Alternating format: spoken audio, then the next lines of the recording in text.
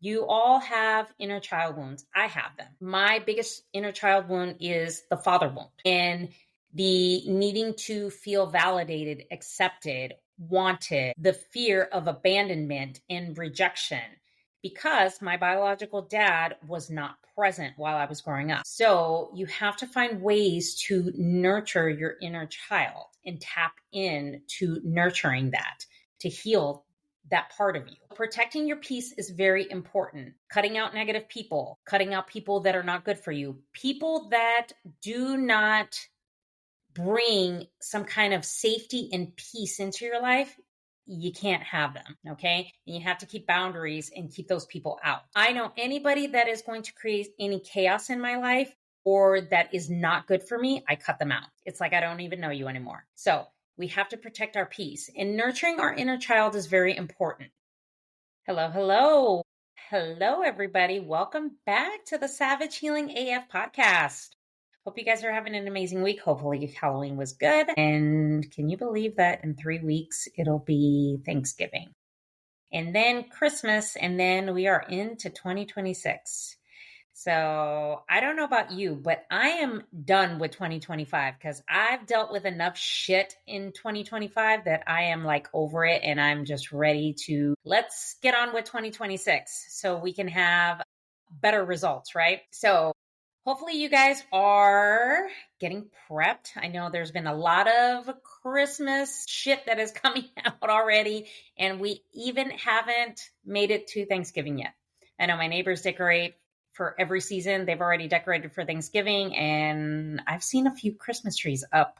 You know, my neighbors have already put them up. So that's interesting, of course. So yeah, usually I wait till the last minute to put up that tree. I just do it for my kids, and then that's it. Not that I don't like Christmas, because I do. I just don't think I've really been in the Christmas spirit probably in the last few years, because there's been a lot of shit that has happened, and, you know, a lot of healing that's going on with your girl here. So make sure you guys follow on TikTok. Starting to do some juicy stuff on TikTok. So make sure you guys follow along on TikTok at SavageHealing_AF. So everything will be in the show notes. So yeah, getting going with that. And I'm super excited to be making TikToks again. So that is my vice, if you guys don't know. And make sure you subscribe to the podcast. Make sure you share it with a woman or anybody that needs to hear some of the things that we talk about, so that you can heal savagely and build better relationships and pick better partners. Okay, so let's get into today's episode. So in today's episode, I figured we talk about boundaries like a bad bitch and how to stop abandoning yourself. So boundaries are a topic that's pretty hot in my book, as I have navigated, you know, many chapters of healing from different types of things: divorce, relationships, family dynamics, things like that. Boundaries are something that I kind of laxed on. And boundaries are something that, you know, it's like you set it, but then you bend it for certain people, and then you lack your boundaries, and then people walk all over you, and then you have this fear of abandonment because you didn't execute proper boundaries and you don't feel very secure. So we're going to talk about some talking points as far as boundaries, okay? And I'm going to give you a few ways that you can go ahead and protect your peace when it comes to boundaries. And I'm going to give you some examples of it. So the first thing is why boundaries feel mean, and it feels like you're just a bitch, and, you know, that it's so harsh. And, you know, some people might call it conditioning. Okay, well, we're going to strip all that shit away, because that's not what boundaries are all about. One thing I will tell you is boundaries are for you, not other people. Let me say that again. Boundaries are for you, not for other people. Okay? So when we give people boundaries, so I'm going to give you a perfect example, is there was somebody that I had a relationship with prior to the one I'm currently healing from. And the boundary that I set with him is when that relationship ended and I just was trying to pick up the pieces because, I was with him for a long time and I loved him and I wanted him to just communicate with me. Communication is like one of my non-negotiables. And in a healthy relationship, communication is vital. So he had come back after 6 months after the relationship had ended and wanted to talk. I allowed him to talk. I allowed him to say everything he needed to say. And he wanted to have a second chance. So my boundary is no, I don't give anybody a second chance. And the reason being is because there's no change behavior. So when you do not honor my non-negotiables, a second chance is not even an option for you. And he knew he wanted me in his life because he realized that I was the person for him and I was the one that really brought him peace. However, when you cannot simply communicate, and communication is one of my non-negotiables, and you violate that, sorry, but there is no way to get a second chance. So I put up a boundary that said, no, because you failed to communicate, there's no change behavior. Sorry, I can't do it. Or if, let's say, for example, if it's a friend and the friend continues to violate your trust, you put a boundary and you say, sorry, can't do that because there's a trust factor. So I'm protecting my peace with this. So we have to make sure that we protect our peace with healthy boundaries. Okay. People will say they're mean, that you're a fucking bitch, you're an ass, you're this, you're that, you're just conditioning yourself to it. Doesn't matter. They are for you to protect your peace, to, keep that healthy boundary and to honor your standards and your non-negotiables. Whether it comes to family, whether it comes to friends, whether it comes to relationships. That is why you need to protect your peace. Now, nervous system dysregulation, creates people pleasing. It does, because when your nervous system is dysregulated and it's all over the place and there's chaos, you people please a lot. Perfect example is in my last relationship, there was people pleasing. I was trying to appease him because I had a problem with his social media following on TikTok, because he is a flirt and he could not stop flirting with other women. And you might say it's harmless. You might say it's this and that I'm overreacting and this and that. However, if I, didn't like it, however, I didn't voice that it made me feel uncomfortable. Okay. I didn't say that because I didn't want to lose him or the relationship, because I was very much in love with him. And so what I did is I said, okay, it's not a big deal, and tried to, tell my brain it's not a big deal. But my gut was like, no, this is a big deal. And my nervous system was all over the place. Even though when we were together, there was a sense of peace.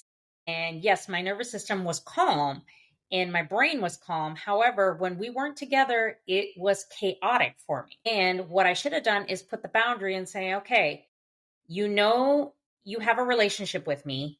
People need to know and see that relationship, which he failed to do that.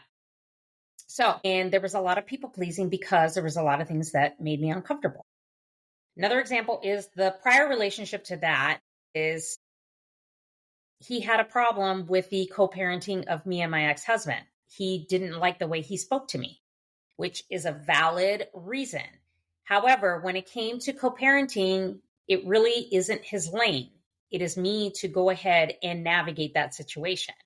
Well, in order to not make him mad, of course, there was people pleasing, and I would just do everything not to make sure that he doesn't get upset so he doesn't leave. Because that was his MO, is he would give me the silent treatment when he thought like I was ranting and raving about my ex because I was angry and I needed to channel that anger out. And he seemed to think that I still was hung up on him, which was not the case. So my nervous system was all over the place because it felt chaotic and I did not feel peace or safety because he would refuse to talk to me, considering that if I had a bad day, I just wanted him to listen. instead of criticizing me, thinking that I am still hung up on my ex, which I was not. So, one of the things that is very important is you have to regulate your nervous system. So, how do we do that? By peaceful routines. I work out 4 or 5 days a week, and I tell you, gym is my therapy. And that's where I channel all my anger, I channel all my thoughts, and nothing exists to me when I'm in the gym. Nothing exists to me except me hitting those weights and improving the physique in my body, because it gets all my anger and my inner thoughts and my demons out, which by the time I'm done, I feel so much better. So that is one of the ways that I regulate my nervous system. Whether you go out and walk, whether you journal, if you want, you can voice note, you read it. There's different options to go ahead and regulate your nervous system. And we have to cut out all the noise and the people that create chaos. And that's why you set boundaries, to make sure you keep all the chaotic shit out of your life. Now, one of the most important things is protecting your peace and nurturing your inner child. Now, all of us, even the ones listening, you all have inner child wounds. I have them. My biggest inner child wound is the father wound, and the needing to feel validated, accepted, wanted, and just, the fear of abandonment and rejection, because my biological dad was not present while I was growing up. So you have to find ways to nurture your inner child and tap in to nurturing that, to heal that part of you. So protecting your peace is very important. Cutting out negative people, cutting out people that are not good for you, people that do not bring some kind of safety and peace into your life. You can't have them. Okay. And you have to keep boundaries and keep those people out. I know anybody that is going to create any chaos in my life or that is not good for me, I cut them out. It's like I don't even know you anymore. So we have to protect our peace, and nurturing our inner child is very important. Like the things you used to do as a kid, you could do it as an adult. Like with my 10-year-old daughter, we sit there and we color. And that is one of the things that I love to do. Or we do puzzles, or we do Legos, or we, go to the park, or we do this. Nurturing your inner child is very, very important. And I know with certain exercises and things like that I have done to nurture my inner child, to heal that part of me, that it doesn't define my worth. Just because somebody doesn't see me in a way that I want them to see me doesn't mean that my worth is less. Just because somebody decides to mirror my biological dad in the way that their actions are doesn't make my worth less, because I put up a boundary and I cut that person out. Just because my last relationship ended and he moved on very quickly within a couple of months, come to find out, that doesn't make my worth any less, because I know the love that I gave and I know exactly what I put into that relationship, and I don't feel guilty about it. But my worth doesn't diminish, and I stand more powerful as a woman, because my inner child, yes, may be screaming, saying, he left us. Guess what? It's because he wasn't good for us. That's why. And he didn't have the capacity or the space to face himself. Just like my biological dad doesn't have the space to face himself, because there's guilt, there's shame, and there's regret. And when a person can't face that, knowing that they did something wrong, they're just going to continue to carry it in everything they do in life, in every relationship they have, until they face it. It'll come tenfold. Okay. Just because you think I'm not with this person, or this person's not good for me, or you can tell your brain 1,000 stories, your shit, your inner trauma, your inner child wounds, if you hurt somebody, that will rear its ugly head until you face it and face yourself and deal with it, because another person cannot heal you. You have to put up boundaries with people who are unhealthy and don't serve any purpose in your life. Okay. But you also have to regulate your nervous system and nurture your inner child by healing the parts of you that you are responsible for. Another person can't do that for you. You are fucking responsible for it. So I'm going to leave you with this. Either it could be a journal prompt or a voice note. I love to do voice notes because I like to listen to things back, and I'm a very visual person. So one thing I will leave you is, where do I keep saying yes when I mean no? So I'm going to read that again. Where do I keep saying yes when I mean no? Because if you don't know, no is a complete sentence. So where are the areas in your life where you continue to say yes to somebody, you keep giving them another chance when you mean no, and you hold that boundary that no, we're done. You don't serve any purpose in my life. You're not good for me, and I'm done with this. So something to think about. So that is today's episode. So hopefully this was helpful. Make sure you send it to your bestie, another woman, another person, whether it's family, doesn't matter, that really needs to hear this and needs to have healthy boundaries with people and in relationships. So thank you so much for listening to this podcast episode, and I will chat with you guys in the next episode.